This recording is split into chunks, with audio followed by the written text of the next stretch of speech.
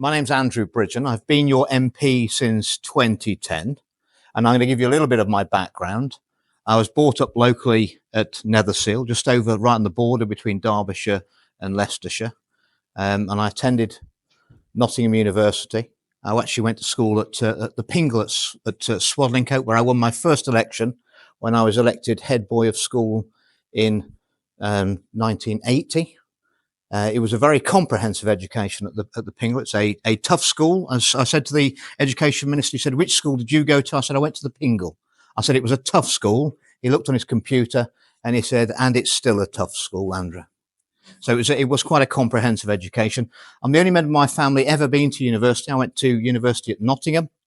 I studied biological sciences with biochemistry, virology and genetics, and a little bit of behaviour in there. After university, I joined the Royal Marine Commandos as an officer, and I was commissioned as a lieutenant. I had some injury problems. I actually only put in for 4 years, but they gave me a full career commission.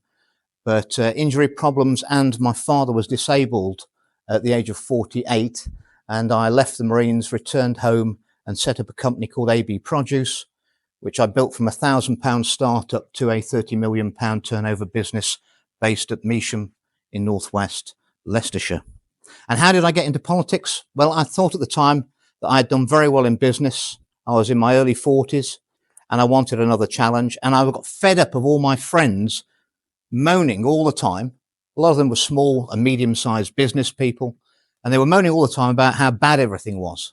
So in the end, I think it was probably 1 pint of Marston's Pedigree on a Friday night too many. And I said, "That's it then. You stand for the council, your wife stands for the council, you stand for the local council, I'll stand for MP, we'll take over, and we'll make things better."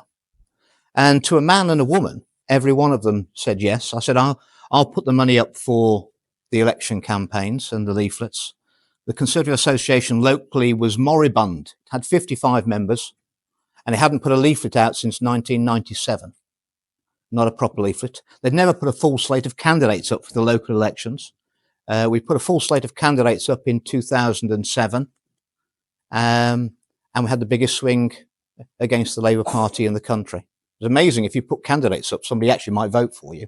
I can guarantee you no one was going to vote for you if you didn't put a candidate up. And we took Labour down from control since North West Leicestershire was ever formed to only having 5 councillors left out of 38 in one night. And I won the election in 2010 here with the second biggest swing against Labour in the country. David Cameron had told me in 2008 that the Conservatives would never win North West Leicestershire, and they weren't giving me any money. So all the leaflets that anyone would have received pre-2010, I funded all of those to win that election.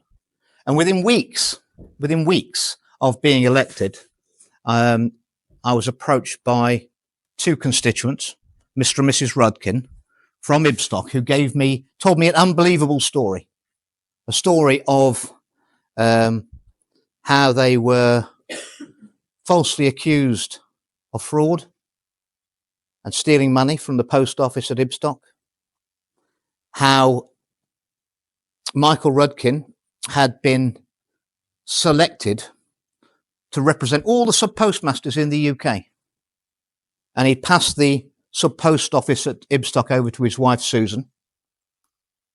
And part of those duties of representing all the sub-postmasters in the UK, he was invited to go down to Bracknell, to Fujitsu's headquarters, where they managed the Horizon computer system, which managed all the transactions across the post office.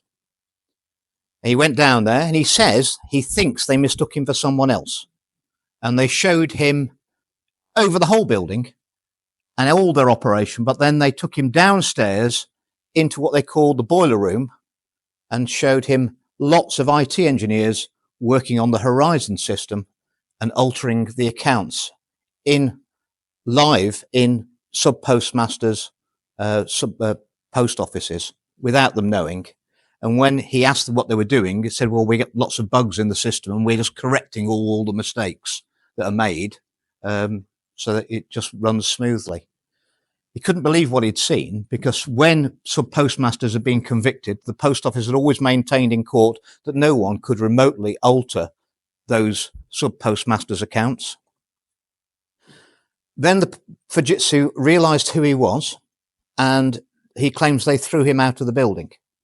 And he drove back from Bracknell, back up to Northwest Leicestershire to Ibstock, got into bed with his wife and went to sleep. And mysteriously, by a coincidence, the next morning, he was woken up early by a knock at the door, and it was the post office inspectors claiming that his wife was £44,000 short on her computer overnight, and they were both charged with fraud. And they were discredited, they were criminalised, and they tried to take his house off him. It's quite a coincidence that the day after, the same day that he'd accidentally been shown everything that Fujitsu were doing, in contrary to what they were saying in court at the post office, that his wife was suddenly accused of fraud, and she was convicted of fraud, and she got a criminal record. So I'm going to show you. Many of you will have seen the ITV documentary about the post office fiasco. What I can tell you is that everything that's in that programme that you saw in this January, I said in the House of Commons in 2015. Mr. and Mrs. Rudkin's story was fantastic. And to be hit by that as a fairly newly elected MP, because at the end of the day, the post office is owned by the government. So I went into Parliament and spoke to other MPs and said, has anybody had someone who's run a post office for decades, pillar of society, and they've suddenly been accused of fraud and criminalised?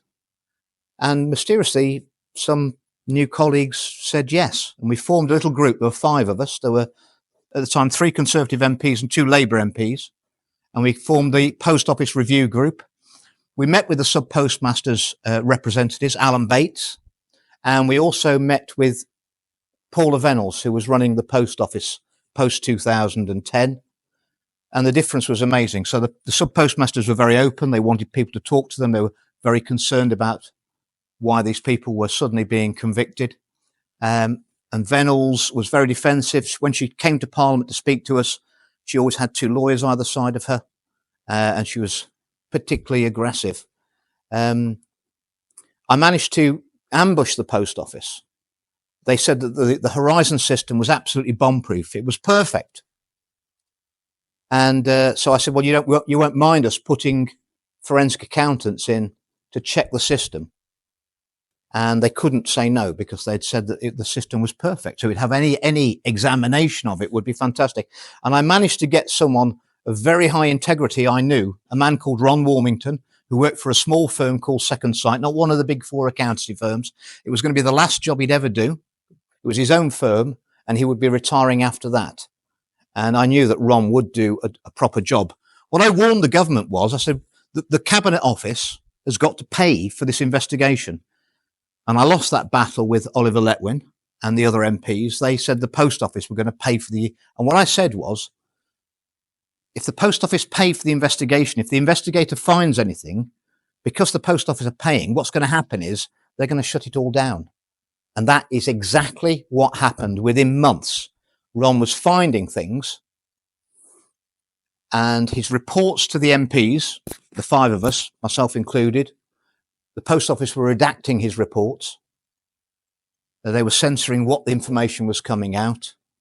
And in the end, Ron leaked his unredacted reports to me and to James Arbuthnot MP, who's now in the House of Lords. And the Post Office, exactly as I feared, they tried to sue Ron for breach of contract because they were paying him. But Ron stood his guns. And then a Fujitsu whistleblower came forward and confirmed everything that my constituent, Michael Rudkin, had said about his visit to Fujitsu. It was interesting because when I first wrote to Fujitsu and said that Mr. Rudkin visited on this day and he says he saw all this, their first answer to me was, Mr. Rudkin's never been on our premises. And I said, well, he signed the visitor's book on this day. It was an official visit. And they said that they'd lost the visitor's book on the day of that Mr. Rudkin was alleging. But when the whistleblower came forward, but by 2015, I knew that they were all the sub postmasters were all innocent when the Fujitsu whistleblower came forward, and the fact was that what we know now is that Tony Blair bought in the Horizon system. They spent £800 million on it. It was originally designed to be a system to pay benefits through the post office, and they could never make it work. It's got too many bugs in it. They didn't want to write it off because they'd spent, I mean, 800 million is a lot of money today. It was an awful lot of money in 1998.